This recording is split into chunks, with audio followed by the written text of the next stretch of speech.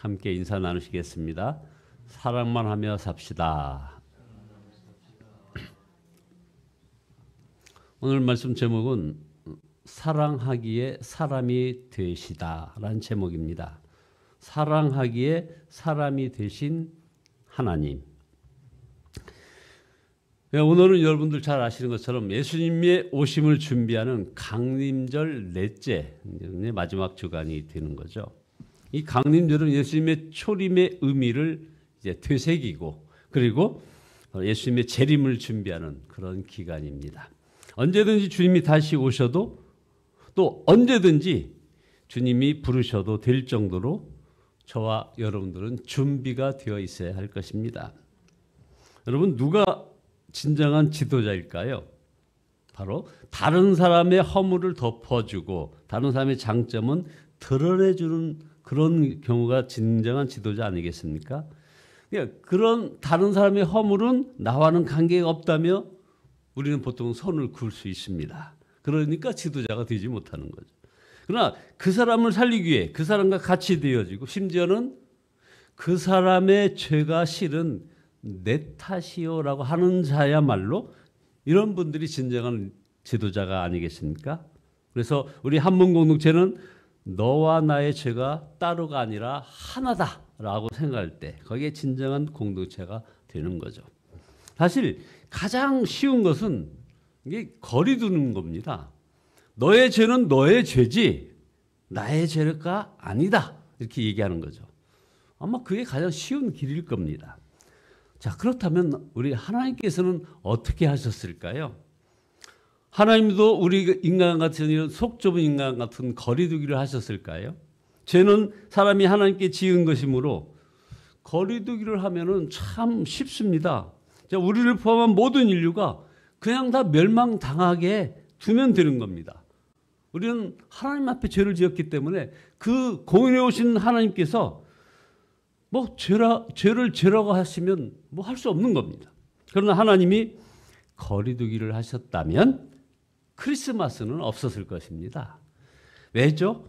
크리스마스는 바로 그분이 우리와 거리두기를 거절하셨다는 그런 뜻이기 때문에 그렇습니다. 그분이 거리두기가 아니라 우리와 함께하기로 작정하신 것입니다. 그 죄를 자신이 그냥 친히 담당하시겠다고 정하신 것입니다. 그분의 이름 임마누엘, 즉 우리와 함께 하시는 하나님이십니다. 그분은 공의만이 아니라 바로 우리가 인사 나누신 것처럼 사랑이시기 때문에 그렇습니다. 그 말씀이 바로 오늘 우리가 읽은 빌립보서 2장 6절에 나오고 있습니다. 그래서 세 번역 성경으로 좀 바꿔서 한번 읽어보겠습니다.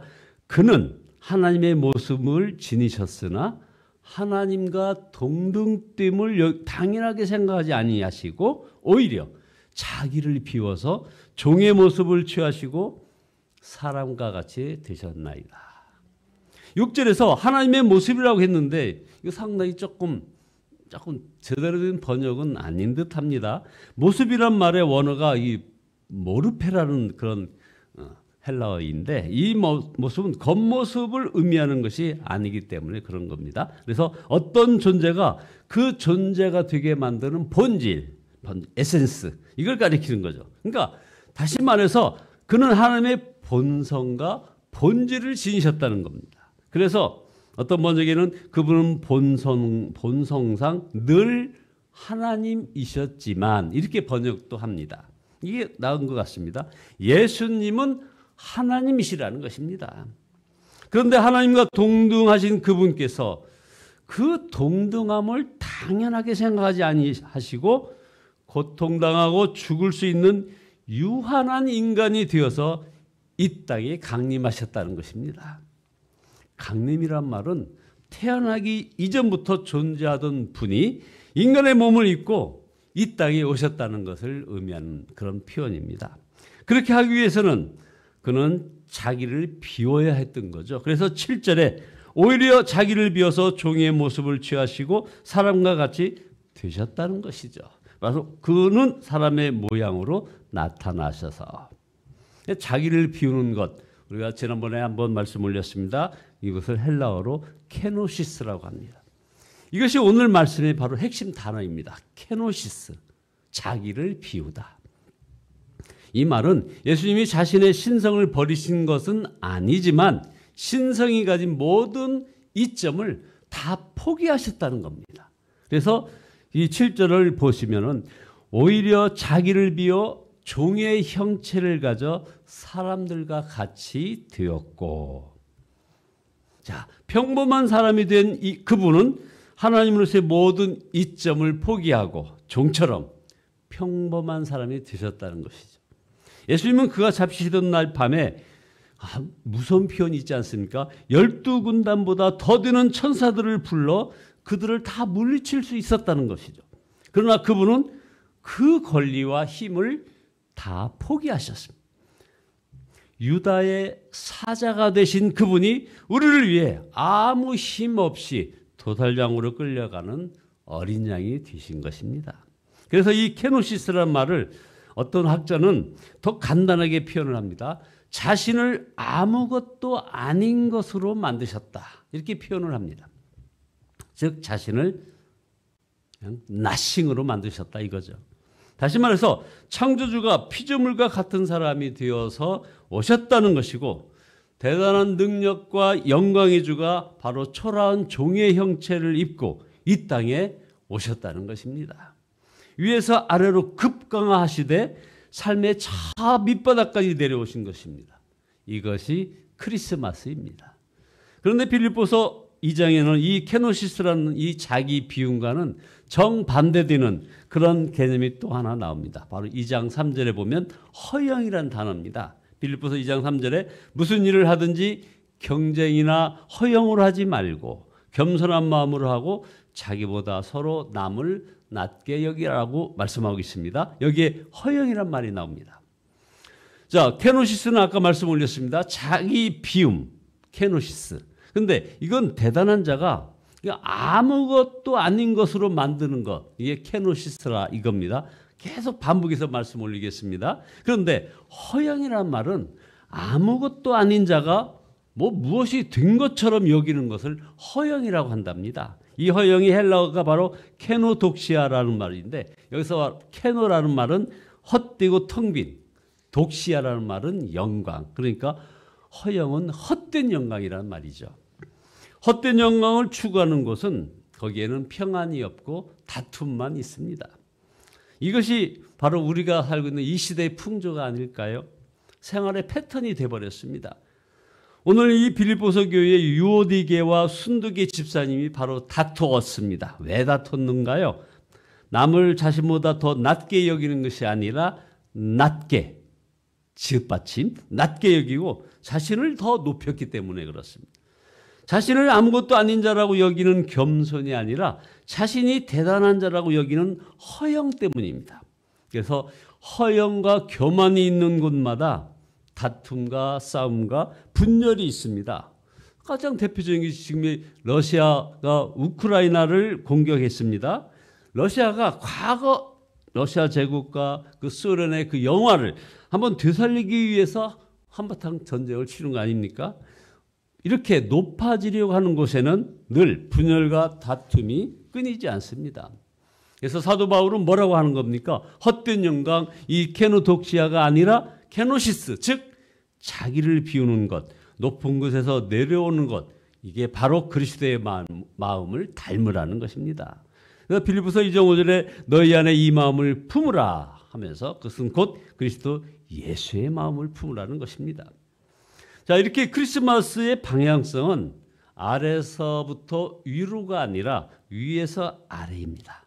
다른 이들을 어떻게 좀 힘들게 하고 채우고 올라가는 것이 아니라는 것이죠. 오히려 자신을 비우고 내려오는 것, 영원하고 불멸하고 무소부재하고 전지전능하신 하나님이 모든 신성의 이점을 포기한 것, 이것이 바로 케노시스입니다. 그러면 그것 때문에 다른 이들이 살아난다는 것입니다. 이것이 정확히 첫 번째 크리스마스에 벌어진 일입니다. 사랑하기에 우리를 바꾸려 한 것이 아니라 먼저 하나님이신 그분이 우리와 같이 되신 것, 그분이 자신을 바꾸신 것입니다. 하나님과 동등함을 당연히 여기지 않으시고 사람이 되어 오신 것이죠. 창조주가 피조물이 되어서 우리와 같은 인간이 되신 것. 자, 그러면 이제 마찬가지로 사랑하면 상대방을 바꾸려 하지 않고 내가 그와 같이 된다는 이 원리를 지금 말씀하고 있는 것입니다. 우리 예수님이 바로 그렇게 하셨습니다. 우리를 사랑하기에 자기를 비우시고 아기 예수님이 되어서 오셨습니다. 그리고 사람들이 그를 환영했습니까? 아니죠. 그를 거부하고 배척했습니다. 요한복음 1장 11절에 보면 그가 자기 땅에 오셨으나 그의 백성은 그를 맞아들이지 않았다라고 했습니다. 예수님은 이 세상에 오시자마자 즉각 거절을 당하셨습니다. 그가 누울 곳은 없었고 그래서 그가 쉴 빈방은 없었습니다. 온갖 멸시와 조롱과 핍박을 받을 수 있는 아주 정말 취약한 인간이 되어가지고 우리에게 오신 것입니다. 우리 때문에 너무나 큰 대가를 창조주 하나님이 치르고 계신 것입니다. 여러분, 무한하신 신이신 예수님이 유한한 인간이 되셨다는 말은 자기 자신의 삶을 이게 좁히셨다는 거 아니겠습니까? 신이신 그분이 우리를 위해서 스스로 자신을 제한하셨다는 겁니다. 온 우주로도 담을 수 없는 그분이 말구유에 담기셨습니다. 온 피조물을 먹이시는 분이 마리아 한 어미의 젖줄에 의지하셨습니다. 왜 그랬을까요? 바로 우리를 사랑하셔서 스스로를 제한시키신 것입니다.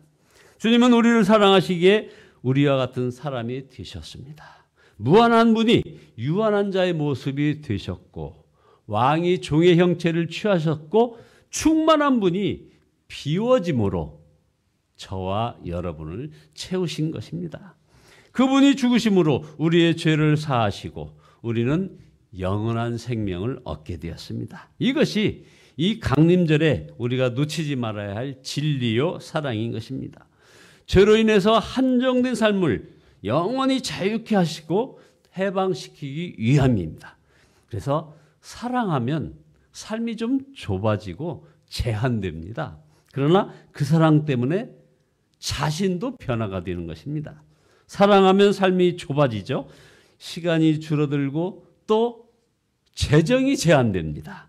그러나 좁아지는 것 같지만 결국 그것 때문에 깊어지는 것입니다.